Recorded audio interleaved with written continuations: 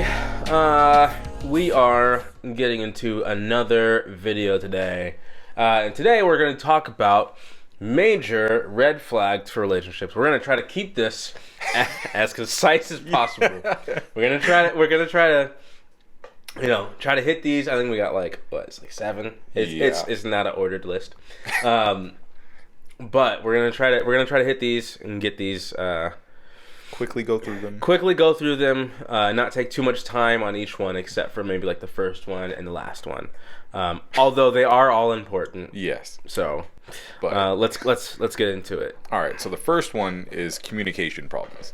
That's a major red flag because, as we talk about all the time here on every single video, communication is one of the most important things you need in a relationship in order for it to be successful. So communication problem would be they don't know how to listen. Maybe you guys are talking and you talk about things, but they don't know how to appropriately have that conversation with you. Maybe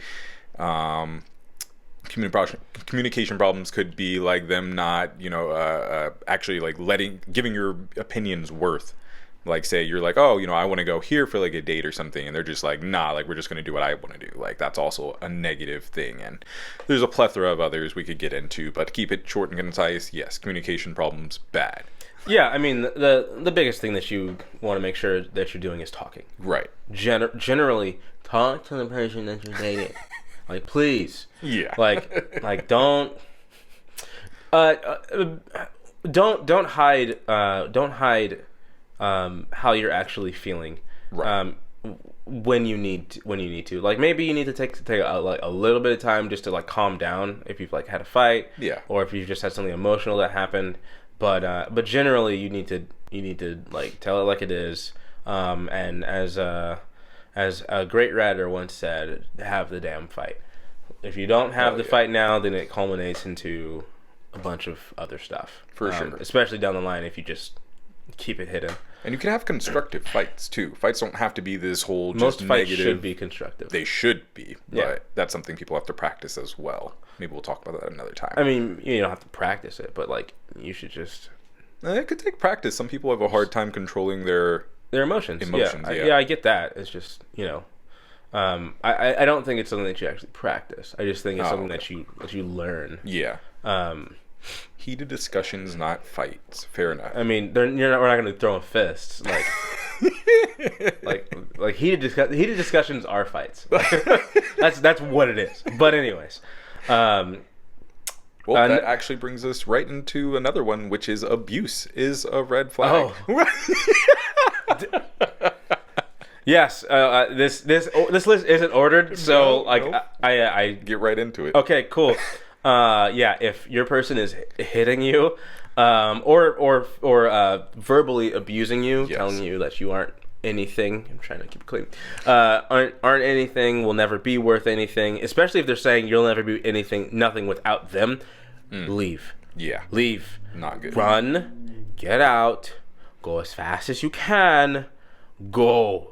I mean, if maybe things are good outside of that, if you guys are just having problems with, specific things that you think could be worked through, getting therapy is also another potential option. If your partner is actually willing to take steps to try to improve and get better, I don't see any reason why you can't try to. If they're actually open to criticism, then that's fine. But if they're I am the greatest, oh god, and I can do no wrong, and if you don't like it, then get out. Then you should probably get out. Yeah, bye. Get out, leave. Your loss. And actually, that does bring us to the next one, which would be immaturity. Well, you're not wrong. Yeah. It does lead us right there. Immaturity. So there's a good thing that you should do is differentiate between someone who likes to have fun and straight up immaturity. Yeah. So how would you define maturity?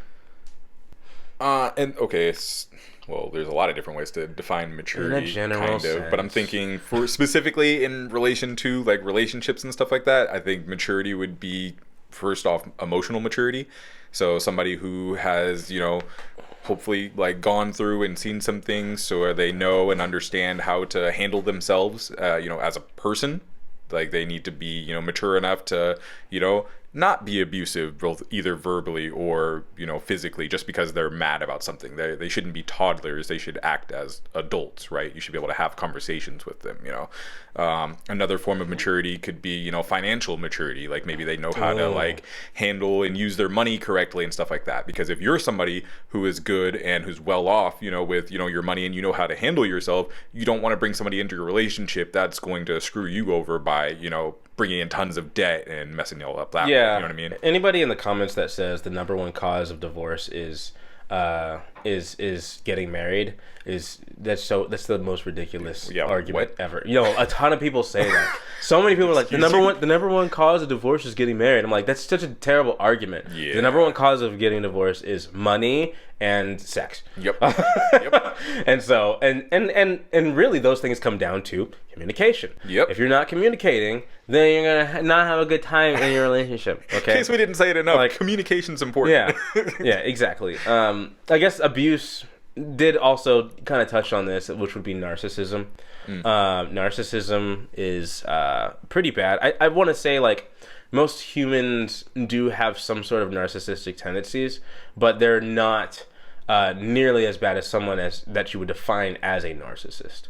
Definitely true. Yeah, a narcissist takes it to a totally different level. Yeah. If you're with a narcissist, have a heartfelt, deep discussion, or get out. Yeah. You should break up. Yeah.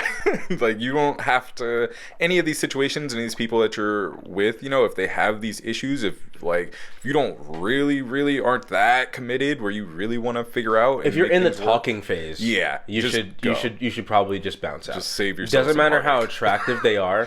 It really doesn't. It goes for men and women. It does not matter how attractive they are. You should leave. You should get out. You should go. You should find somebody else who's better. And then that would then go into selfishness. Yes. Now, everybody has again some sort of selfish tendencies. Yes. Right. Some, I like to work on my businesses. I like to work on music. I like to do these certain things, but I will always make time for the person that I am talking to or that I'm dating at the time. Right. Right. And so as long as you are with somebody that can be unselfish in giving their time to you, I feel like that's good. Yeah. But if somebody's just like, it's all about me and what I want to do, when I want to do it, how I want to do it, and what you think about that and what you want to do does not matter. Again, if you're in that talking phase, get out. If you're dating, have that conversation. Hopefully you guys are at that phase where you can have that conversation. And if you're dating, you probably should be at that phase already. In theory. That should be a thing that's already there. Agreed. Yeah, I don't even feel like I need to add anything to that. I think that covers that entirely. Which now we can talk a little bit about lying. Yeah, because that's bad. Yeah, that exactly. I mean, who's gonna? So yeah, there are no excuses for lying unless you're throwing a surprise party. Like that's pretty much the rule. In fact, I've gotten to the place where personally, like, I tell the truth to a lot of people a little bit too much.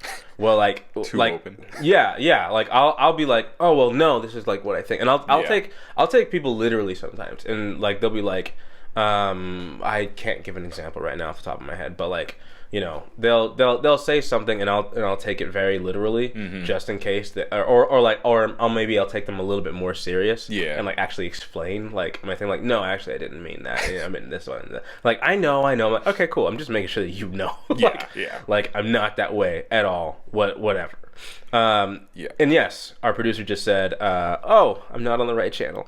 But a red flag is also someone who lies easily, who can easily lie to others. Yeah. I used to be that way.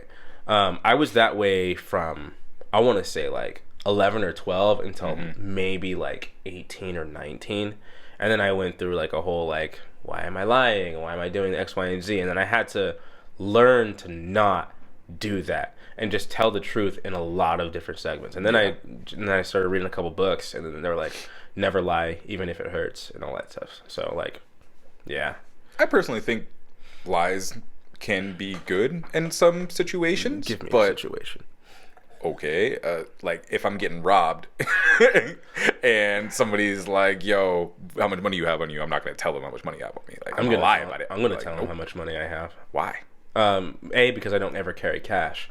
So I don't have any money on me. Oh, well, I guess that works for you. but B, my life is more valuable than the money in my pocket. But they're just asking me a question. I can lie about it. If a homeless person comes up and asks me if I have money and I'm uncomfortable with that situation, I can tell them I don't have money on me regardless. In a relationship, you shouldn't really be lying to your significant other. And that's the context that we're talking about. Okay, but I didn't even get to that part yet. But no, you really shouldn't be lying to your significant other. There's very few reasons why you would ever need to, and I can't come up with any off the top of my head. Like I said, surprise party.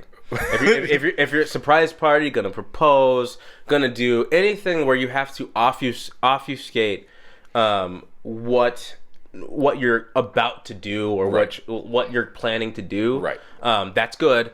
You could definitely like do something like that. Yeah. But like if you're cheating, like no, stop. I mean, and like I can understand not wanting to talk about something at that time, especially like say like if you're out to dinner. No, like in that part of your relationship, like say like your partner asked you about maybe something about your past or something like that. Like don't lie about it and pretend like something maybe bad didn't happen. Just I'm not ready to be clear about it. Yeah, communicate. Yeah. Effective communication means you can tell them straight up, yes, something happened to me before, or this is something I went through, but I'm not ready to talk about that yet. Maybe down the line ask me again and we can talk about that then. Boom. Yeah, I generally, because I am looking for something like pretty serious, I'm just like, oh well, yeah, X, Y, and Z happened, or yeah, let me like give me like our next date, and I can tell you about that as long as you like remember, because I might remember or you might remember. Just like let's try to remember. But as long as you're communicating that, then good. Which brings us to our bonus point. Communication problems. Communication. I mean, like what else can we say? But talk to your spouse, talk to the person you're with, talk to your boyfriend or girlfriend. Like you got to talk to them. Yeah. If you got that Shrek reference, then you're the GOAT. I strongly believe that communication problems are the number one reason why the majority of relationships and marriages don't work out. Yeah. People just don't know how to communicate with each other, and nobody teaches you how to communicate with other people, unfortunately. Yeah. It's something you have to learn over time and actually like put in effort to do. Some people are naturally better than it. Some people are naturally better than others at it. But even the people who are already decent at it still need to work on it. I'm one of those people. I've always been decent at communicating with people. But I think it's always something that you have to work on, though. No, yeah, for sure. That's what I'm saying. Yeah. And no matter if you started off decent at it, you still have to improve on it. Yeah, that's definitely. what I've been doing a lot of.